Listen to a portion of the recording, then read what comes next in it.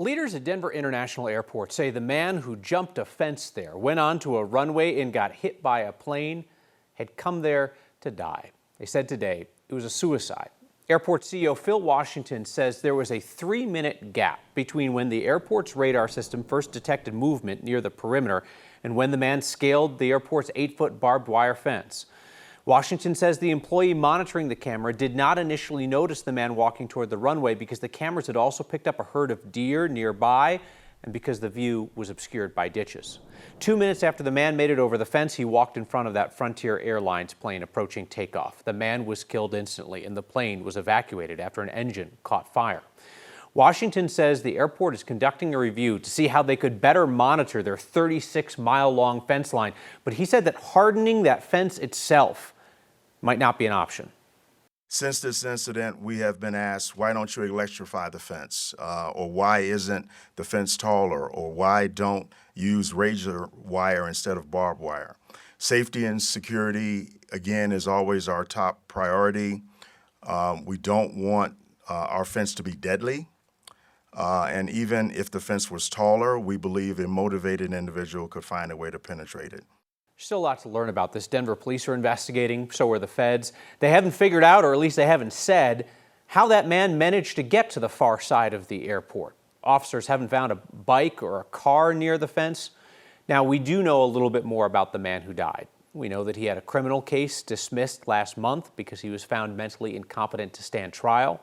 And his criminal history indicates that that same thing happened in 2020 as well. The Evergreen school shooting led to a bill to force social media companies to report when they take action over threatening posts. The bill's up for a final vote at the state capitol tonight. If it passes, Democratic Governor Jared Polis is expected to veto it. Mark Salinger explains why.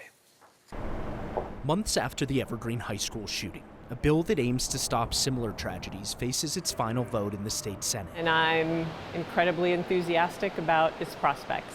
Democratic State Rep Tammy Story represents Evergreen. The bill she introduced following the shooting would not only require social media companies to comply with law enforcement warrants faster, but also force them to report to police when they take adverse actions against a user over threatening posts. The duty to report element is just as important as having the search warrant response time reduced to 24 hours. Back in March, Democratic Governor Jared Polis celebrated the signing of a similar bill, requiring quicker response times to warrants. It's everything from helping to track down stolen bikes and cars to helping protect the lives of Coloradans from dangerous drugs. But House Bill 1255 goes farther with the duty to report element, and the outcome could be different. I have very serious concerns about some of the constitutionality of House Bill 1255. Republican State Senator Lisa Frizzell sponsored the bill signed into law in March.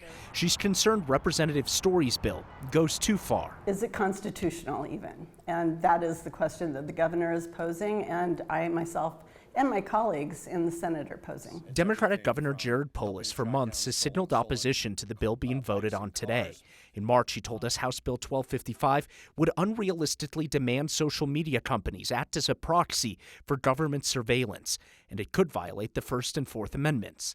If the bill passes the Senate, it heads to the governor's desk. If the governor chooses to veto this, that is his decision. But the community is screaming loudly that they want this policy. Story says it's about safety. This is not government overextension because it's the social media platforms that are making decisions and identifying posts through their own process that have violated their own rules and policies. The governor's office told me this evening that he is concerned that this bill will infringe on free speech. The governor's office has expressed that these concerns have gone to sponsors, but the bill was not improved. He will review the final version of this bill, and if it reaches his desk, he'll review it and see what he does. We're expecting that final vote today, though it hasn't happened just yet. The final day of the legislative session, Kyle, is tomorrow. Not surprising the governor would veto a bill to protect the tech industry, but I mean, standing against the kids in the community there in Evergreen. The way that this bill was originally announced was a press conference at Evergreen High School with Representative Story, with Congresswoman Brittany Pedersen, as well as the Jeffco Sheriff's Office and students who survived that Evergreen High School shooting. Those are the people that are in support of this bill. Mark Salinger, thank you.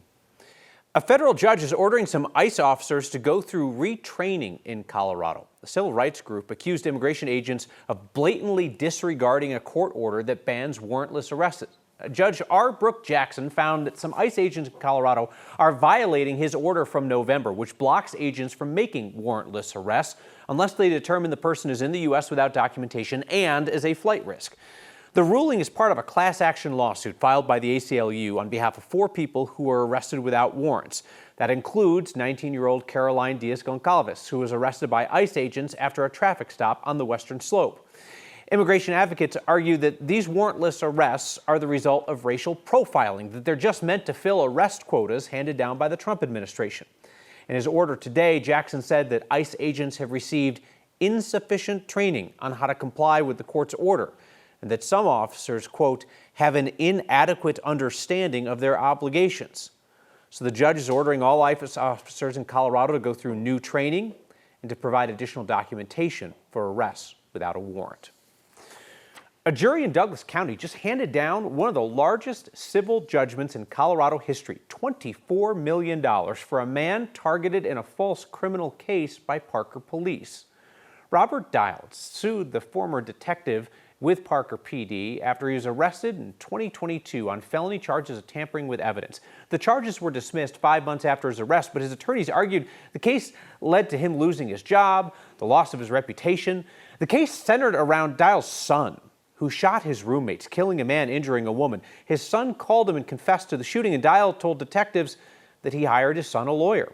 The woman who shot told police that Dial told the son to hide the gun. The gun was never hidden, but the detective still accused the father of tampering with evidence. Yesterday, the jury found the detective liable for false arrest and malicious prosecution.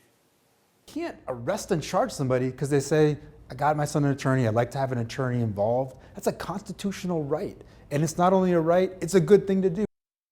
Dial's son eventually pleaded guilty to manslaughter. The detective involved retired in 2024. Town of Parker says it's considering an appeal. Stories of gentrification and redevelopment in our city tend to come building by building or block by block.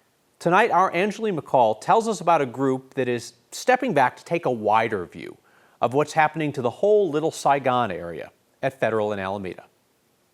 Some people may know it as the Federal Corridor. To others, this is Little Saigon. This area is where I grew up, so just being a part of taking on our family business is really meaningful to me. Mimi Luong is the owner of Trong On Gifts at the Far East Center off Federal and Alameda, taken over from her parents. This area is a place that the Asian community feels comfort, and they feel like a place that is made for them. She knows the struggle immigrant families have faced, and she's seen the neighborhood change. Changes reflected in a study done by Colorado Asian Pacific United. Everyone really loves the area or loves the history of the area.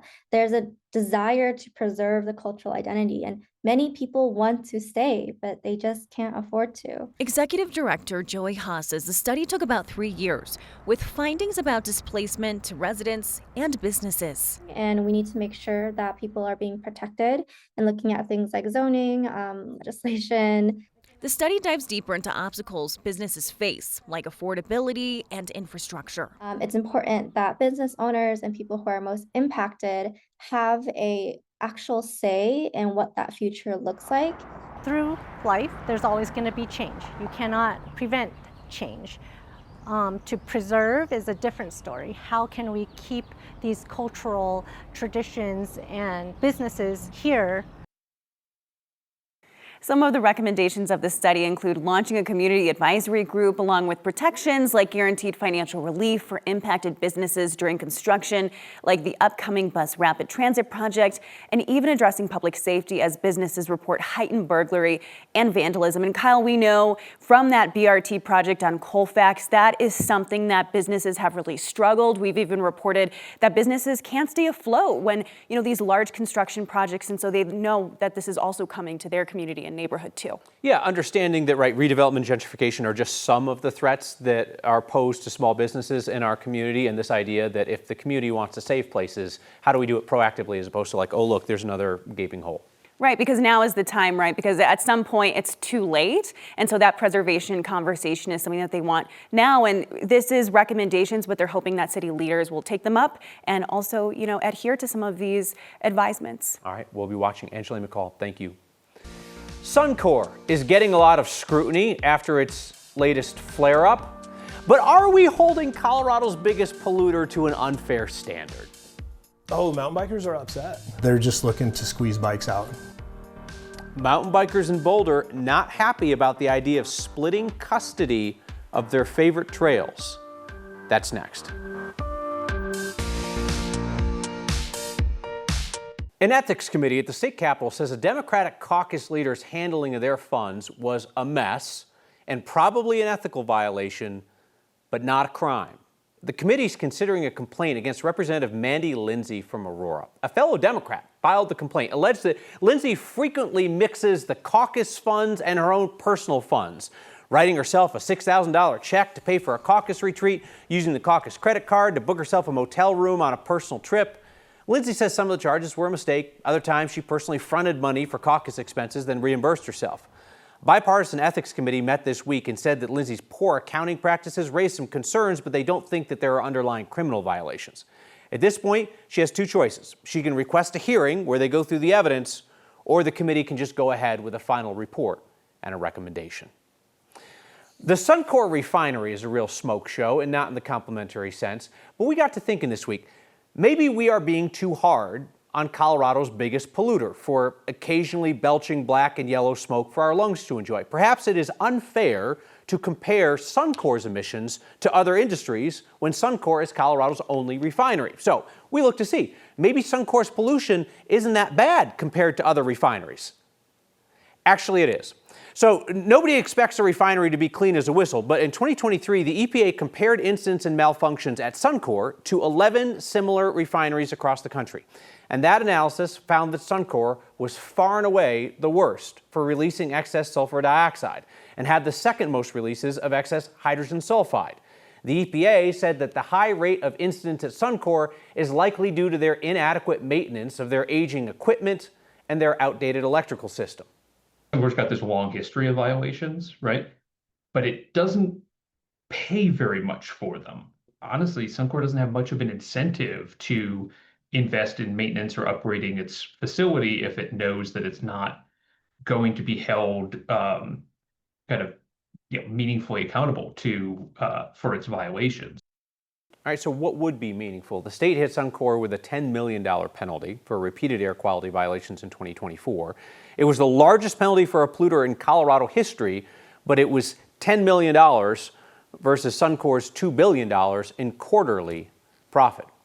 Meteorologist Chris Bianchi is along now, and Chris, yesterday, right, everybody sees the black smoke, they see the firing there as they're burning stuff off, but yet the air quality monitors in the neighborhood were like, you know what, it's not that bad, it's not that bad, and we know why. Kyle, I was watching those air quality monitors religiously yesterday, and they did stay on the good side, at least in terms of the immediate pollutants there. The reason why is we had a steady southwest breeze, about 10 to 15 miles an hour. The most important part about it was steady. So it was taking that pollutant and moving it away and kind of dispersing it within the atmosphere. We saw mostly ground ozone pollution yesterday, which is our more typical pollutant here along the Front Range. We did have an ozone action day yesterday. Tomorrow, though, the big story, we're going to have a lot of ground ozone. The way ground ozone works is essentially gets baked into place on a warmer and sunnier day like tomorrow. So that's why we're going to have, unfortunately, probably an air quality alert tomorrow. 80s, 90s, Eastern Plains. If we get to 90 tomorrow, it'd be our first 90 of the year, and it would be about a month earlier than average for us along the Front Range. Now, tomorrow we will have a few showers and storms. In fact, our best chance for showers and storms this work week. It's a pretty limited threat, but a few gusty showers and storms around tomorrow, maybe lingering into early Thursday. Then it dries out for the rest of the week, but it will gradually cool off the rest of the week with temperatures slowly sliding down as the ridge high pressure moves away. Showers and storms move back into the picture for Sunday, Monday, and Tuesday. And if a storm system gets just far enough south, we could be talking about, hopefully, fingers crossed, some meaningful moisture on Sunday, Monday, and Tuesday. Still a little early. We're right on the border of that storm system, but cautiously optimistic that we should hopefully get some meaningful rain Sunday and Monday. When we return, Boulder considers telling mountain bikers to leave some room for everybody else. Hey, a reminder, you can catch Next streaming each night, 6 p.m. on 9 News Plus, and next is a podcast for your ear holes. Mountain bikers in Boulder County want to ride those bikes on all the mountains. A new alternating trail use project may limit their options at some county spaces. Our resident mountain biker and photojournalist Mike Grady takes a closer look.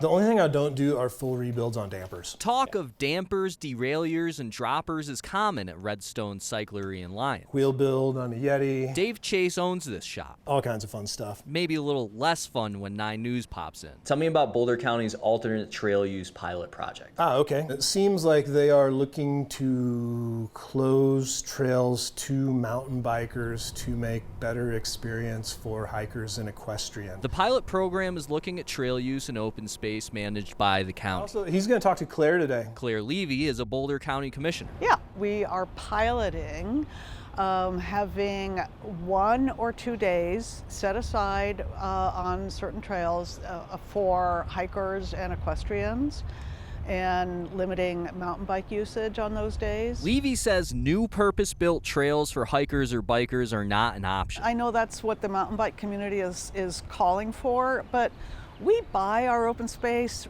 primarily for habitat preservation. They're all about closing trails, reducing, and that creates conflict. It's not so much like conflict, it's the fact that you just, as a hiker, you don't feel as comfortable on the trail. The county is still gathering data and exploring options, but Commissioner Levy expects the pilot to begin soon. It'll be sometime this season, and then we'll maybe do some more survey data, see how people feel about it. No doubt trail chatter will keep up as things progress. What's the stoke level about this project amongst mountain bikers? Oh, mountain bikers are upset. Should be more opportunities in Boulder County for people who want to hike, who don't want to constantly be looking over their shoulder for a fast-moving bike coming down behind them. Maybe we can use this as a way to say, hey, let's do a better job at actively managing our public lands versus just closing things off. For Next, I'm Mike Grady. So if you use the trails in Boulder County and you have thoughts, Boulder County has a survey online. They're also doing an open house starting at 5:30 tomorrow in Boulder. We have guests in studio tonight and you have feedback. Thank you so much. We're back with that next. All right, feedback here on the Suncor story. Jim writes, why hasn't the metro area approached Suncor to relocate outside the metro area? He suggests the Eastern Plains. I'm sure there's factors involved in that I could never even fathom, and maybe somebody out there could inform me about it, but I do know that Suncor just finished a big 15-year expansion of its pipeline down from Wyoming, right? It's Canadian tar sands, but it comes down through Wyoming, in which they spent a lot of time and expense upgrading their pipeline to increase or meet the capacity at Suncor. So I imagine that would be a problem if they tried to move that facility. Jeff in Castle Rock says, perhaps the $10 million in fines should be compared to the potential cost of the upgrades to fix the problem. I think you're onto something there. We'll look at that next time.